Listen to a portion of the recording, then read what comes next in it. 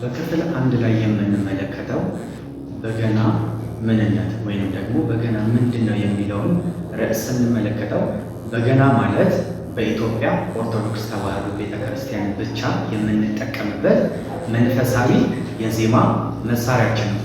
እዚህ ጋር ልብ ብለን ወይም አስመረን የምንመለከተው በኢትዮጵያ ኦርቶዶክስ ተዋሕዶ ቤተክርስቲያን ብቻ የምንጠቀምበት መንፈሳዊ የዜማ መሳሪያችን ነው።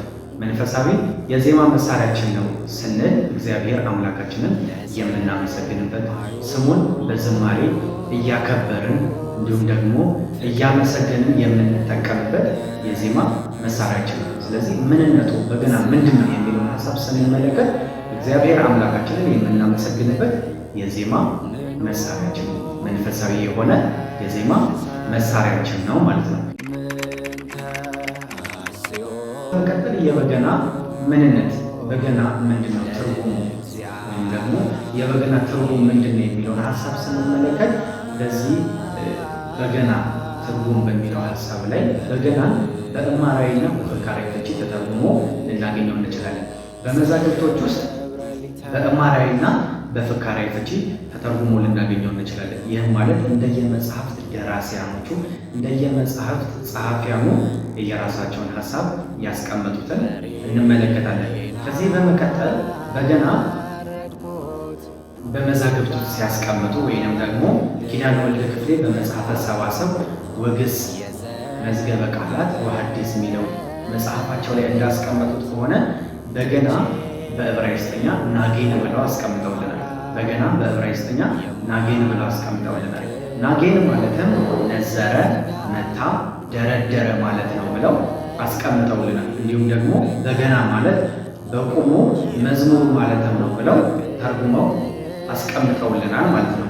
መጽሐፈ ሰዋስው ወግስ መጽሐፋቸው ላይ እንዳስቀመጡት እንዲህ ብለው ተርጉመውት እንመለከታለን። ሌላኛው ደግሞ የአማርኛ መዝገበ ቃላት በተባለው ደግሞ ወይንም ደግሞ ከዚህ ጋር ተስማምቶ ሊቀመጥ የሚችል ቃላቶችን ስንመለከት ደረደረ፣ ድምፅ እያጣራ እያጣቀሰ እየነዘረ በገናን በገነ ወይንም ደግሞ ዘመረ ብለው አስቀምጠውልናል ማለት ነው።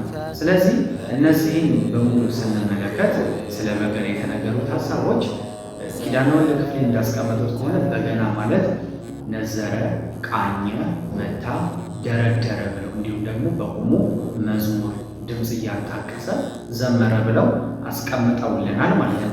ስለዚህ ይሄኛውን የምናገኘው ምንድን ነው?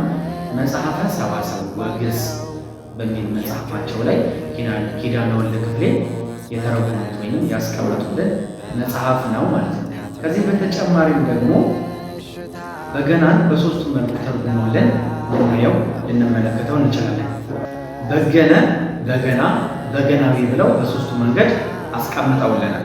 በገነ ማለት ቃኘ፣ መታ፣ ደረደረ፣ ነዘረ ብለው አስቀምጠውልናል። በሁለተኛ ደረጃ ላይ ደግሞ በገና የሚለው ደግሞ በቁሙ መዝሙር ወይንም ደግሞ የዜማ መሳሪያ ብለው አስቀምጠውልናል ማለት ነው። በሶስተኛ ደረጃ ላይ ደግሞ በገናዊ የሚለውን ሀሳብ ስንመለከት በገና ደርዳሪ ወይም በገናን የሚጫወተውን ሰው ሲጠቅሱ በገናዊ ብለው ይጠቅሱታል ማለት ነው። ስለዚህ በገና የሚደረድረው ሁሉ ወይም በገና የሚዘምር ሁሉ በገናዊ የሚል ቅጽል ስም ይሰጠዋል ማለት ነው። ስለዚህ እነዚህን ሁላ ስንመለከት አለቃ ኪዳነ ወልድ ክፍሌ መጽሐፈ ሰዋስው ወግስ የሚለው መጽሐፋቸው ላይ ያስቀመጡት ይህን ይመስላል ማለት ነው። በገና ማለት ጠቅለል ሲል በገነ፣ ቃኘ፣ መታ፣ ደረደረ የሚለውን ሀሳብ እንደሚይዘው ሁሉ በዕብራይስጥም ናጌን እየተባለ ይጠራል ወይንም ደግሞ ስያሜ ተቀምጦለታል ማለት ነው። ስለዚህ በገና የሚለውን ሀሳብ እኚህን ትርጉሞች እንይዛቸዋለን ማለት ነው። በገና ማን ጀመረው ወይም ደግሞ የበገና ታሪክን ስንመለከት በገና ከአዳም 8ኛ የዘር ትውልድ ላይ በሆነው በላሜህ የልጅ ልጆች ዮባል ኢዮባል በእርሱ በገና ሊደረደር ወይም በገና ሊታወቅ ተችሏል። በገና የተጀመረበት ምክንያት ቃኤል አቤልን ከገደለው በኋላ በተቅበዝባዥነት በምድር በሚኖርበት ጊዜ ይሆን ነበር። የዚህን ጊዜ ላሜህ 2 ሚስቶች ነበሩ፣ ሴላና አዳ የሚባሉ።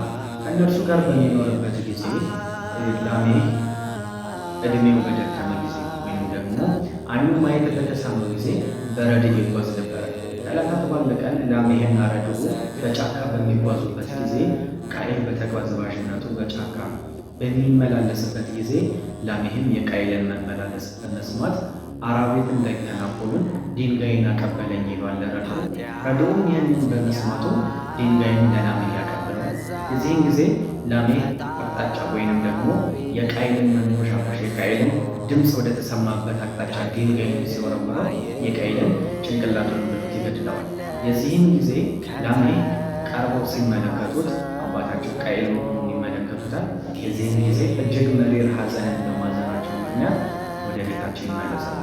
በዚህም ጊዜ ላሜህ ለሁለቱ ሚስቶች ለሴላና አዳ በሚነግራቸው ጊዜ ዮባል ይህንን በሚሰማበት ጊዜ እጅግ መሪር ሐዘንን በማዘኑ ወይም ደግሞ በአባቶቻቸው መገዳደል ደም መፋሰስ ምክንያት አስቀድሞ ቃየል ለአቤልን የገደለበት ምክንያት ነው። በመቀጠልም ላሜህም ደግሞ ቃየልን የገደለበትን ደም መፋሰሳቸውን ለማየት በመስማት እጅግ መሪር ሐዘንን በማዘን እንጨትን ፈልጠው ወይም ጅማትን ወጥረው ቆዳንም ወጥረው በገናን ሰርተው ከሐዘናቸው ለመጽናኛ በሚል በገናን ሰርተውት ወይንም ደግሞ አበጃጅተውት ሊደረድሩበት ሊጠቀሙበት ችለዋል ማለት ነው። ስለዚህ በገና የተጀመረበት ዋናው ዓላማው ከሐዘናቸው ለመጽናኛ በሚል ምክንያት በገና ሊደረደር ወይንም ደግሞ ሊጀመር ተችሏል ማለት ነው። ስለዚህ በገና የተጀመረበት ምክንያት በአባቶቻቸው መገዳደል ወይም ደግሞ ከሐዘናቸው ለመጽናኛ በሚል በገናን ተሰርተው ወይም ደግሞ በገናን ሰርተው ሊደረድሩበት ሊጠቀሙበት ችለዋል ማለት ነው። በገና በመጽሐፍ ቅዱስ ውስጥ ያለውን ስንመለከት ደግሞ በገና በመጽሐፍ ቅዱስ ቃል በቃል በገና ተብሎ ከ150 ጊዜ በላይ ተጠቅሶ ልናገኘው እንችላለን። ከ150 ጊዜ በላይ በገና ተብሎ ቃል በቃል ተጠቅሶ ልናገኘው እንችላለን።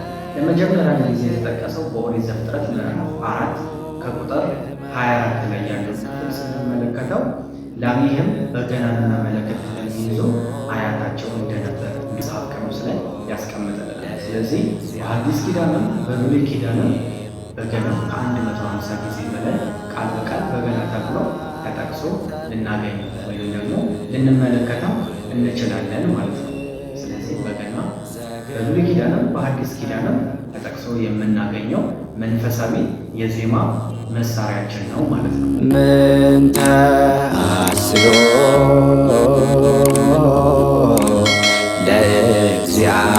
ለእግዚአብሔር አተ በእንተ ኩሎ ዘገብረ ሊተ